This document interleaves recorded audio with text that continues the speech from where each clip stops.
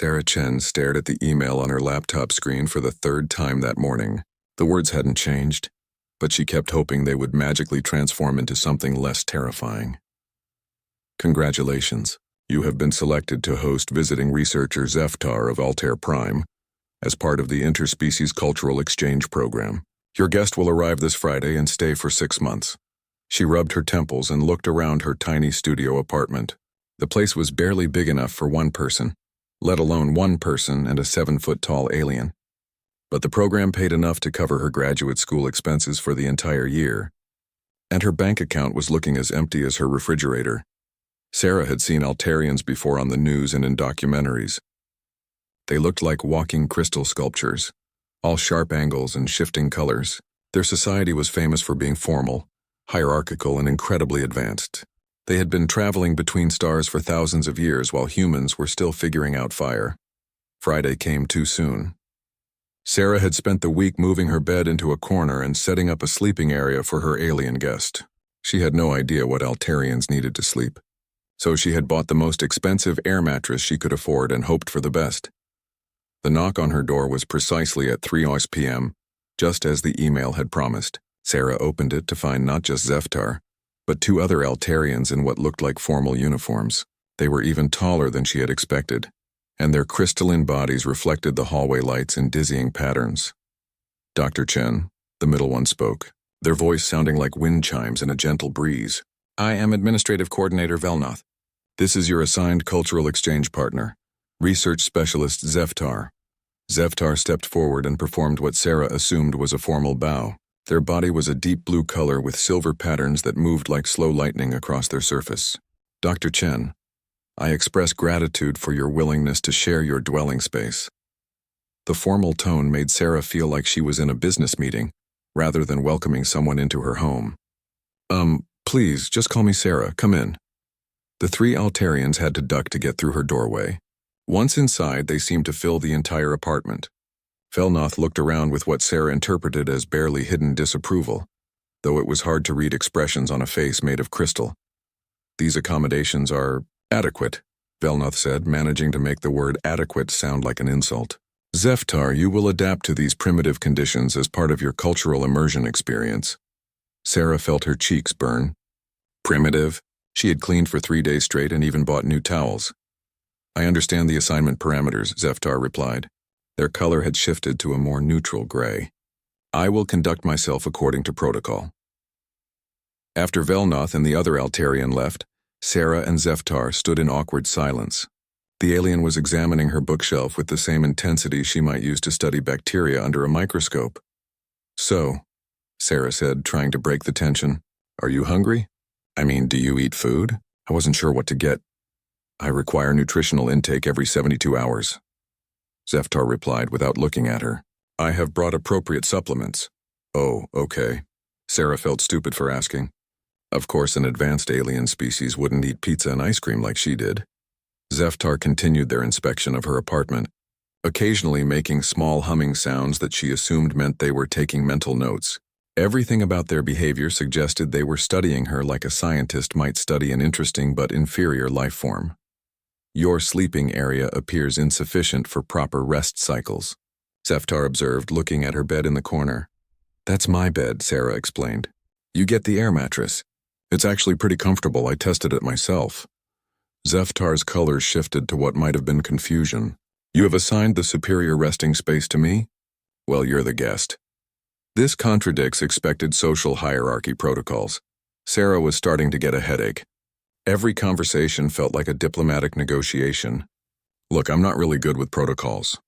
How about we just try to be normal roommates? Define normal, and that was how the first day went.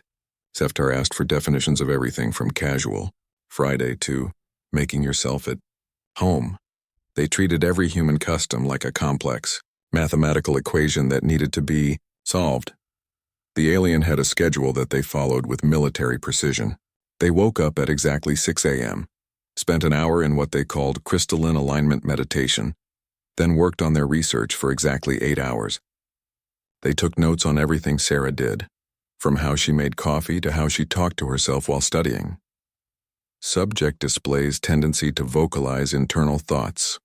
Zeftar dictated into a small device. Possible indication of inadequate neural processing capacity. "I can hear you," Sarah said from her desk, where she was trying to study for her xenobiology exam. Notation acknowledged and recorded.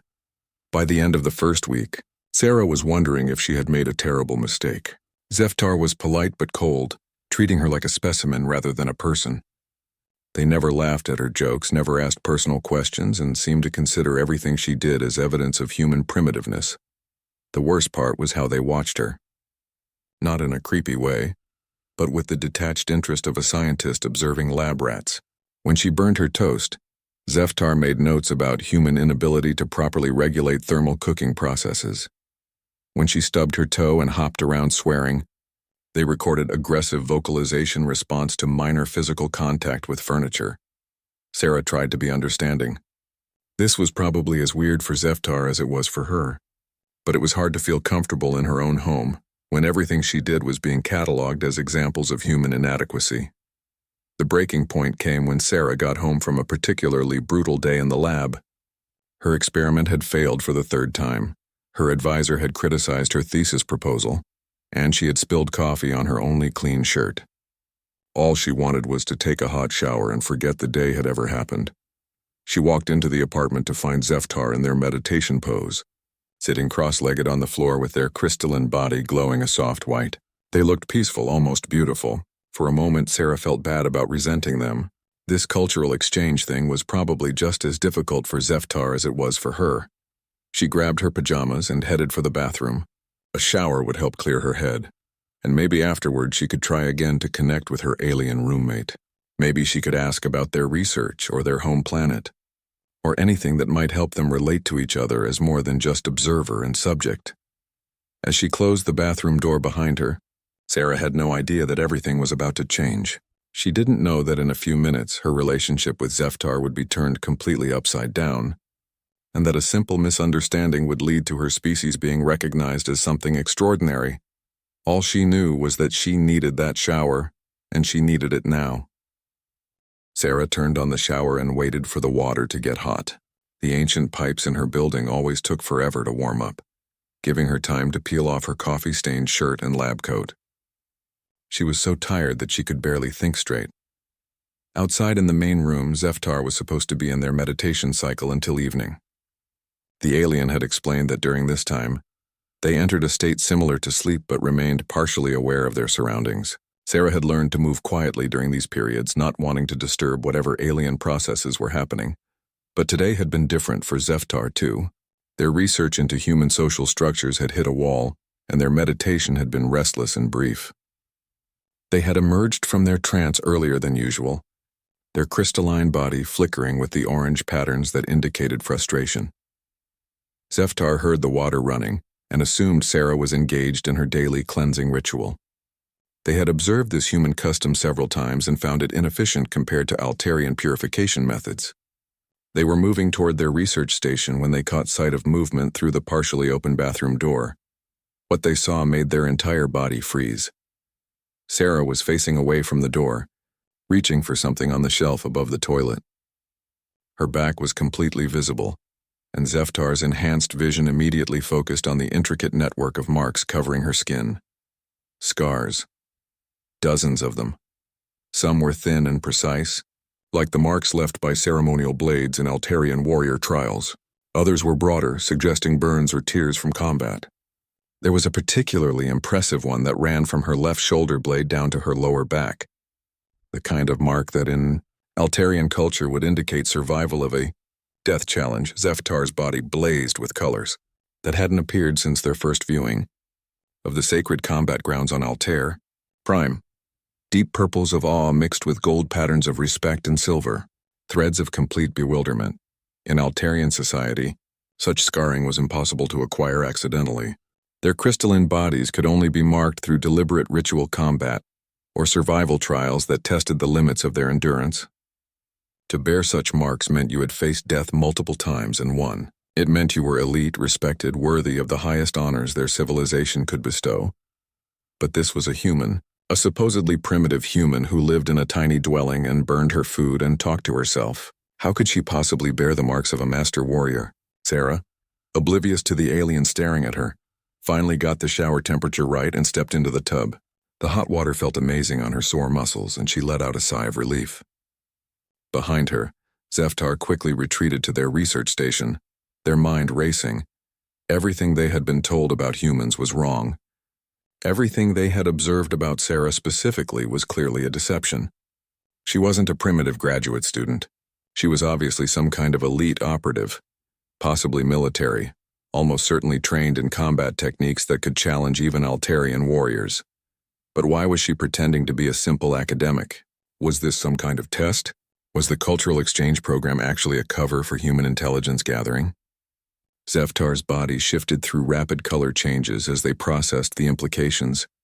The bathroom door opened, and Sarah emerged wearing her pajamas, her hair wrapped in a towel. She looked relaxed for the first time since Zeftar had arrived, and she was humming some human melody under her breath. "Oh, you're up," she said, noticing Zeftar at their research station. "I thought you'd be meditating for another hour." Zeftar stared at her, their colors now a deep red that indicated high alert status. How was she maintaining this casual facade? The level of discipline required to hide such obvious signs of warrior status was impressive even by Altarian standards. "I completed my cycle early," Zeftar managed to say. "Dr. Chen, Sarah, may I inquire about your background?" Sarah raised an eyebrow as she walked to her small kitchen area. "My background? You mean like where I'm from? I grew up in California, went to college at Berkeley. Now I'm doing my graduate work here. Pretty boring stuff.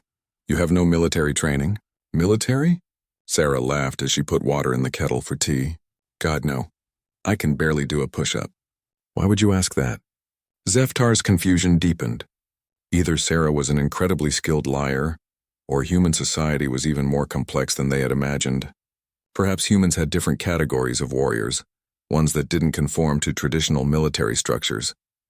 What about trials, challenges, tests of endurance or survival? Sarah paused in her tea-making and looked at Zeftar with concern. "Are you feeling okay? You seem different tonight. Please answer the question." There was something in Zeftar's tone that made Sarah take the question seriously. She thought about it for a moment. "I mean, I guess graduate school is kind of a test of endurance. And I had some health problems when I was younger, but everyone goes through stuff like that. It's just normal life. Health problems? Yeah, I had surgery a few times as a kid. Nothing too serious. And I was in a car accident when I was 16 that banged me up pretty good. Plus the usual cuts and scrapes from being clumsy in the lab."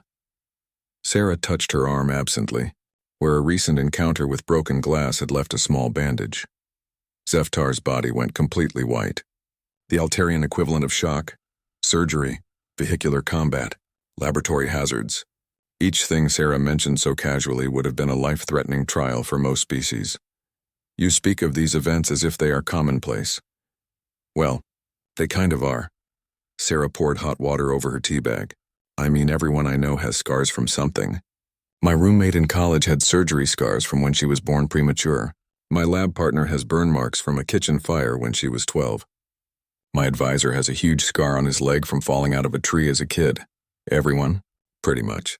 It's just part of growing up human, I guess. Life happens, you know. You get hurt, you heal, you move on.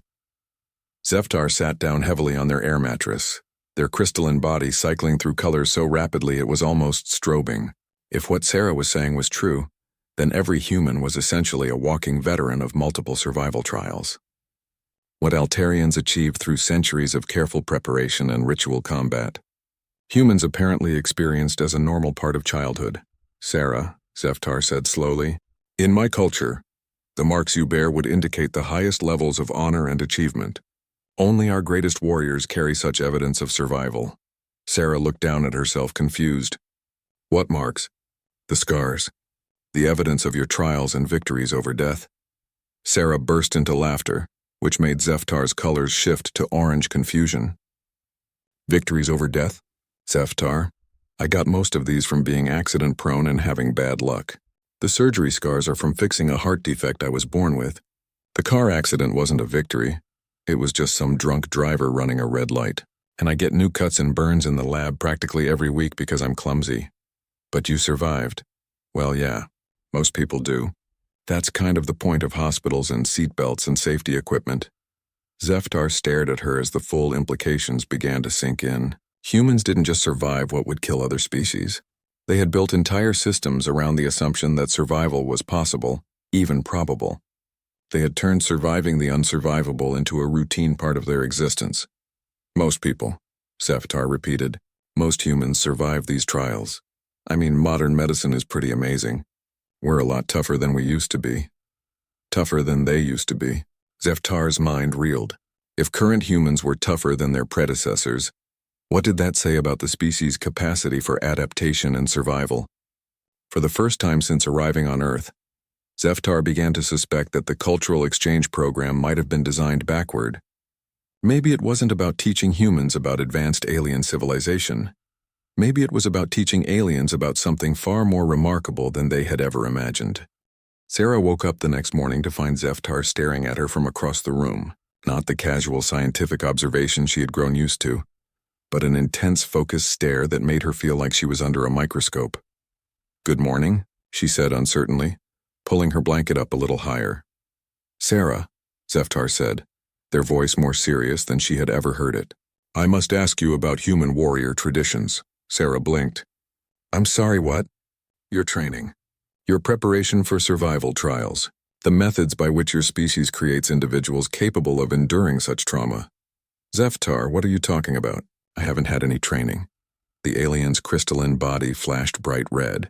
"That cannot be accurate. The evidence suggests otherwise." Sarah sat up in bed, now fully awake and increasingly confused. "What evidence?" "Your scars. The marks of your trials. They indicate extensive combat experience and survival training. We talked about this last night. Those aren't from combat, they're from accidents and medical stuff."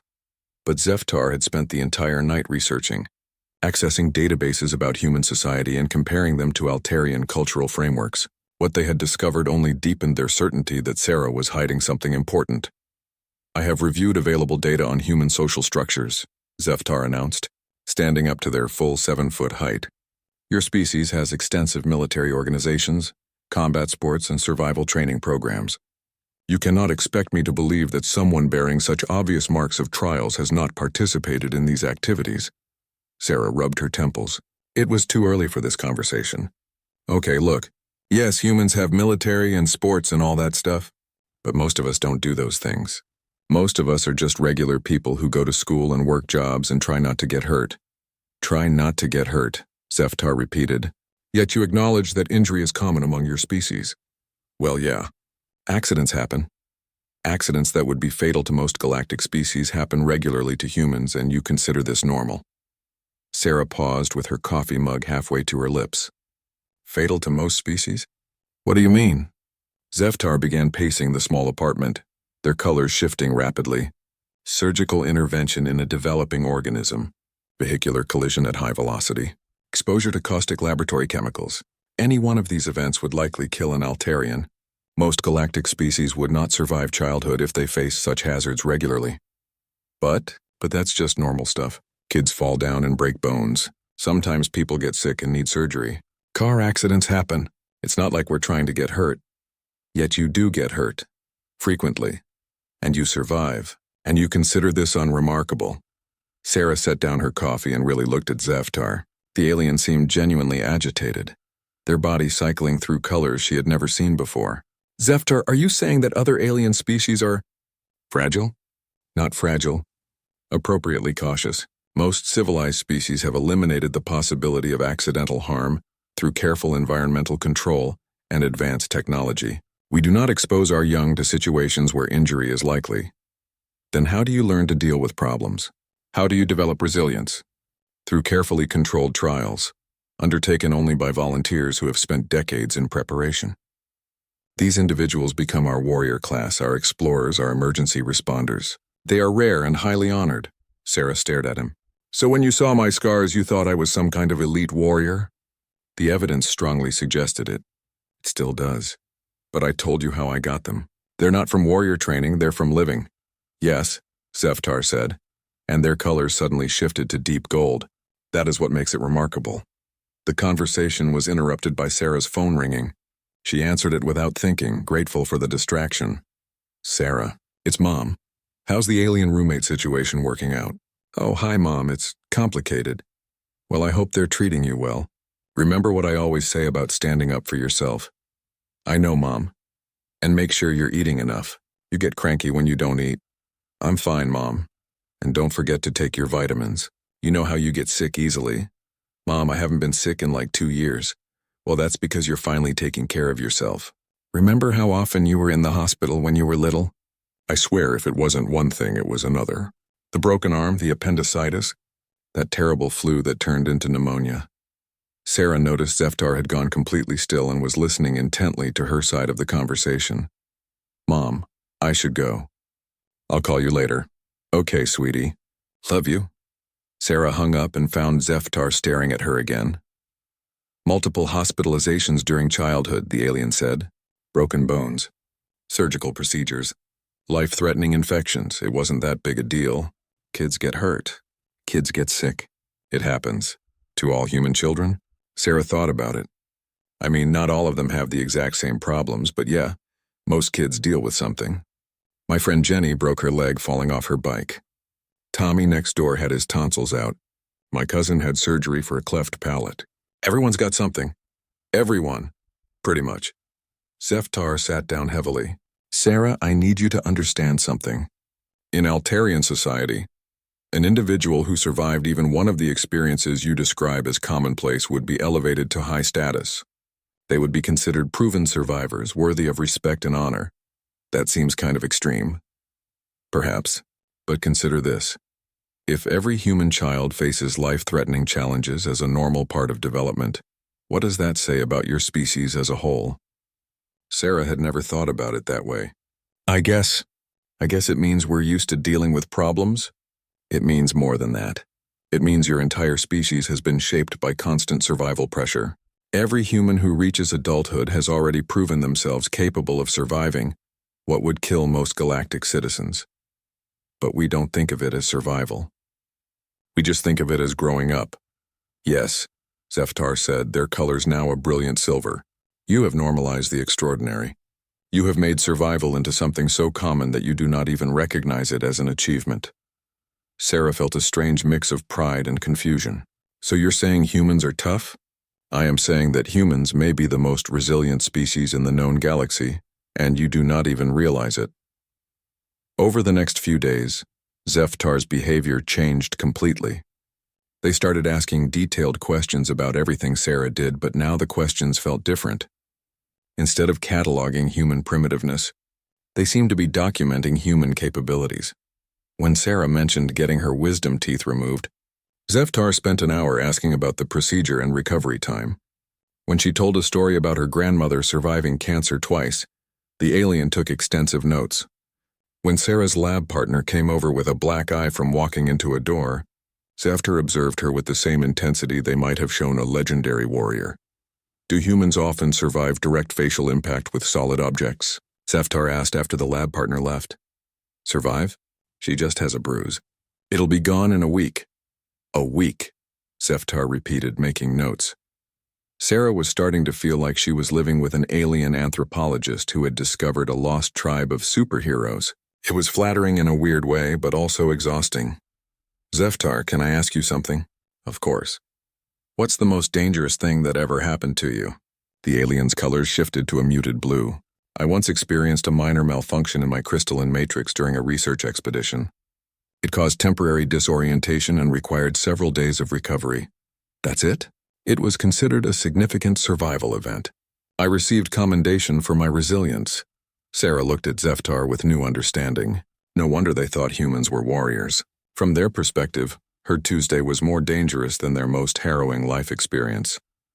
Zeftar, she said gently, I think we need to have a longer conversation about what normal life is like for humans.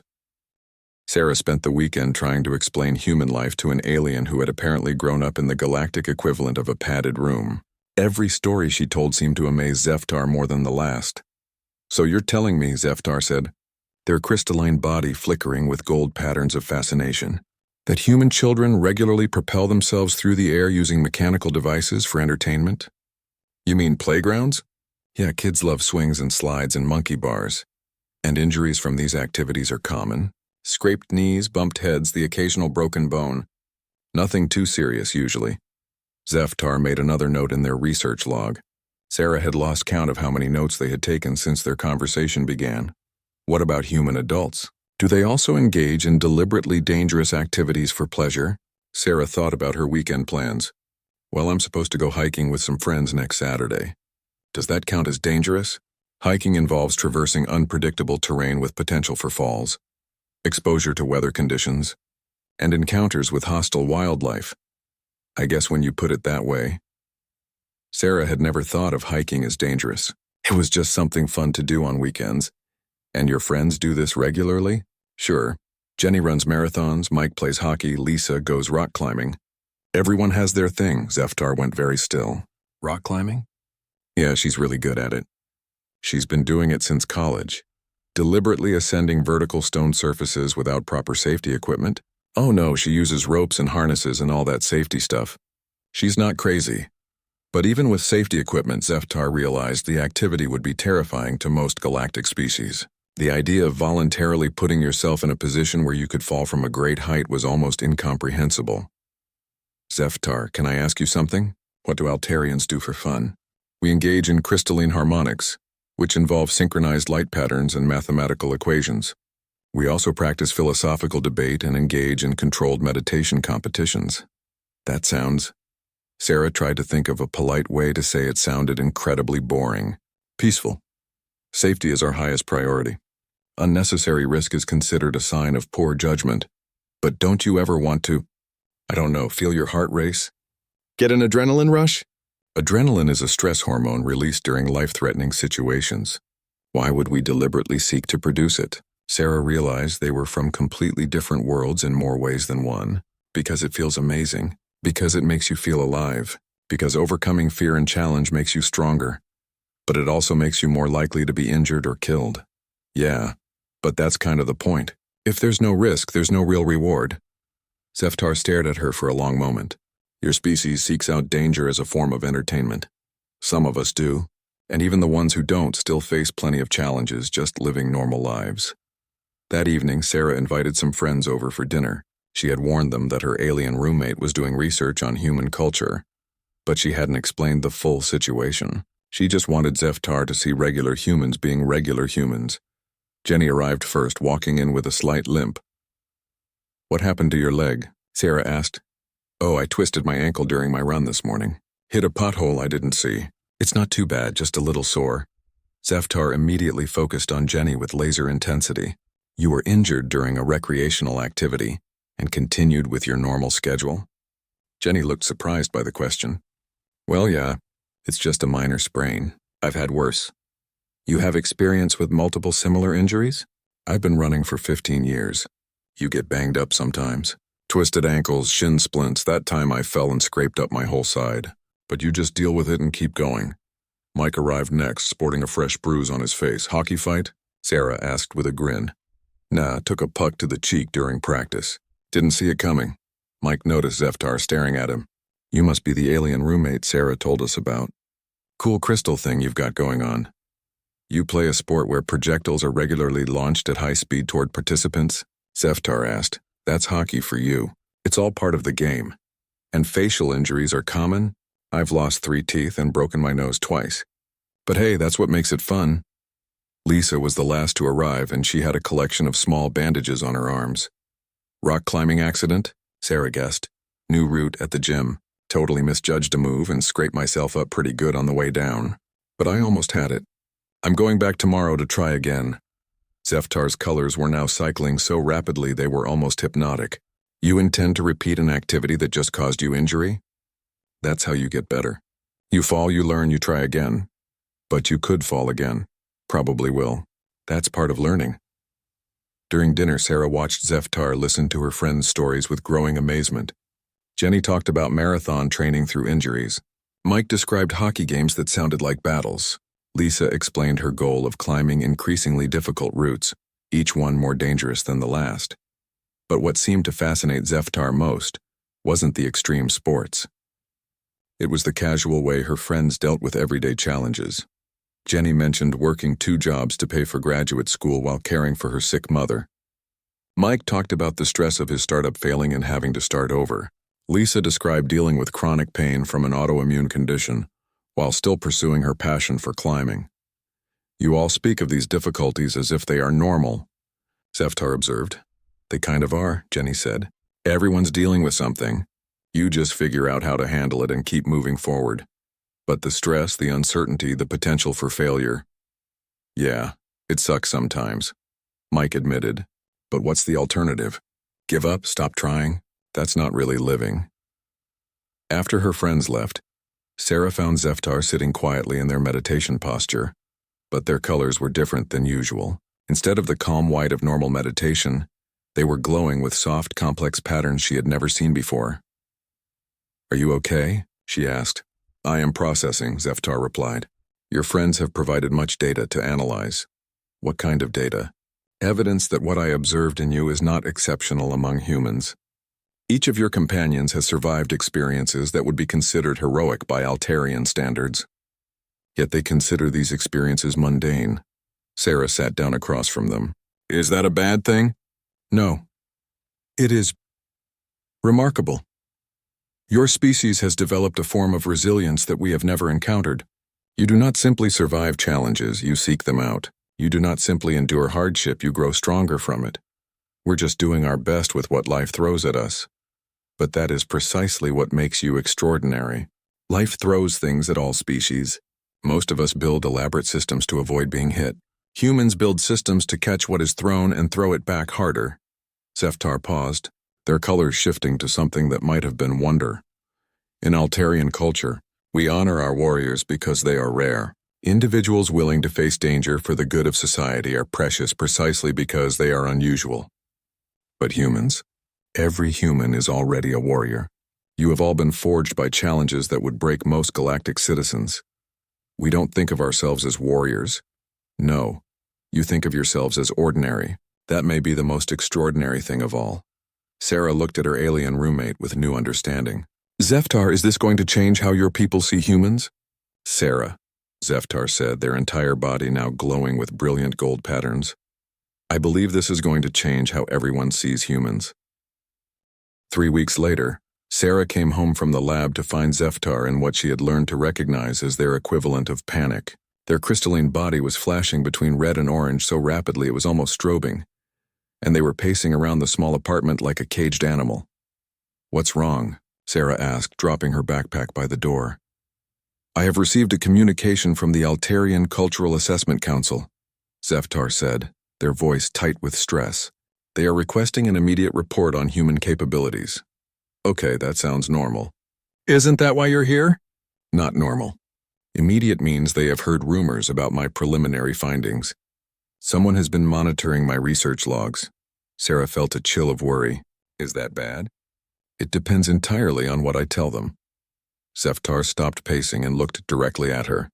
Sarah, my report will determine how the galactic community views humanity for generations to come. If I report what I have observed, it will fundamentally change your species' status in interstellar relations.